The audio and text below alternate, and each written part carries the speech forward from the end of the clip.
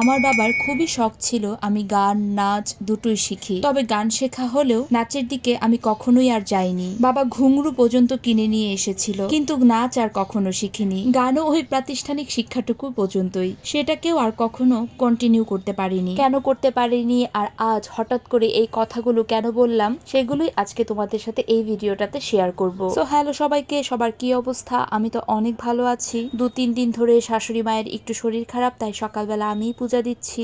তাই সকাল সকাল বাচ্চাদেরকে স্কুলে দিয়ে এসে স্নান টান করে পূজা টুজা দিয়ে এদিকে রান্না বান্নাও টুকটাক হয়ে গিয়েছে। আর এখন বাজে ঘড়িতে দুপুর 1টার মতো। আর ওই যে দেখুন দুষ্টু বুড়ির অবস্থা, বিড়ালকে ধরতে তাকে কতবার যে বানা করা হচ্ছে, সে কোনোভাবেই কোনো কথা একটাও শুনে না। সে আমাদের দিকে একবার করে তাকাচ্ছে, আবার অল্প অল্প করে বিড়ালকে পা দিয়ে ধরছে। সে কিন্তু খুব একটা পা দিয়ে বিড়ালকে ধরে না, শ্রেষ্ঠা বুড়ি রীতিমতো বিড়ালকে কুলে তুলে নেয়। তারপরেও বাচ্চাদের মন, এই যে তাকে কতবার মানা করছি, সে একবার করে আমার দিকে তাকাচ্ছে আর ওইদিকে এই দুষ্টুমির কাজগুলো করছে।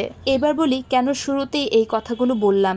বেশ কিছুদিন যাবৎ ত্রিধা আমাকে বলছিল, মা কবে আমাকে নাচের ক্লাসে ভর্তি করাবে? ত্রিধার নাচ শেখার ভীষণ শখ, আর আমিও দিব দিব করে একদমই দেয়া হচ্ছে না মেয়েটাকে নাচ শেখার জন্য। তাই সৃষ্টির সাথে সেদিন কথা বললাম, পরিধিও নাচ শেখে, তাই ত্রিধাকেও নাচে দিয়ে দিলাম। এই মাসটা একটু যাওয়া আসা করবে, একটু তার নাচের প্রতি যদি দেখি ভালো লাগাটা আছে, তাহলে ঈদের পরে জুন মাসে তাকে ভর্তি করিয়ে দিব। ত্রিধা নাচের ক্লাসে গিয়ে দেখলাম ভীষণ খুশি। আর আজকেই কিন্তু তার প্রথম ক্লাস ছিল। নাচের ক্লাসে রিহার্সেল চলছিল নজরুল জয়ন্তীর জন্য। সবাই তো নাচ পারে, সবার কাছে এই নাচগুলো একদমই পরিচিত। ত্রিধার কাছে আজ প্রথম, তবুও সে সবার সাথে তাল মিলিয়ে বেশ সুন্দর নাচার চেষ্টা করছে। এটা দেখে আমার আসলে অনেক ভালো লাগলো, আর নিজের ছোটবেলার কথাগুলো মনে পড়ে গেল। আমার বাবা খুব চাইতো আমি গান শিখি, নাচ শিখি, আর সেই অনুযায়ী কিন্তু বাবা আমাকে গানে ভর্তিও করিয়েছিল।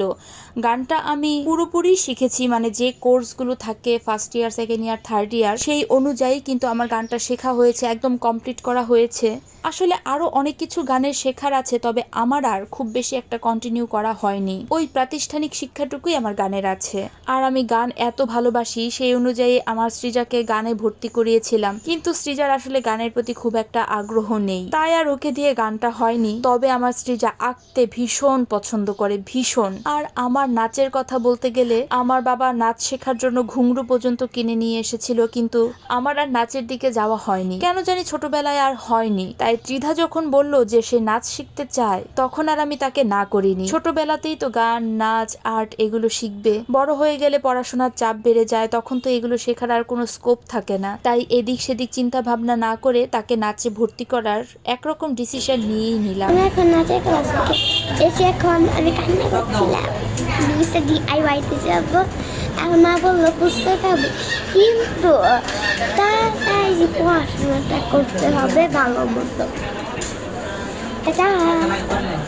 এই তো ত্রিধার নাচের ক্লাস শেষ, এবার তার বায়না হচ্ছে সে মিস্টার DIY এ যাবে। এটাই সে এতক্ষণ আপনাদেরকে বলছিল, তার বায়না ছিল মিস্টার DIY এ যাবে, কিন্তু আমি এখন আর নিয়ে যাব না, বাসায় চলে যাব। তখন প্রায় রাত 8টার মতো বাজে। তখন আমি বললাম যে চলো তাহলে তোমাকে আমি ফুচকা খাইয়ে নিয়ে আসি। সে বলল যে আচ্ছা, তবে আমার শর্ত হলো যে বাসায় গিয়ে ভালো মতো পড়াশোনা করতে হবে। এই কথাটাই আপনাদের সাথে সে বলছিল।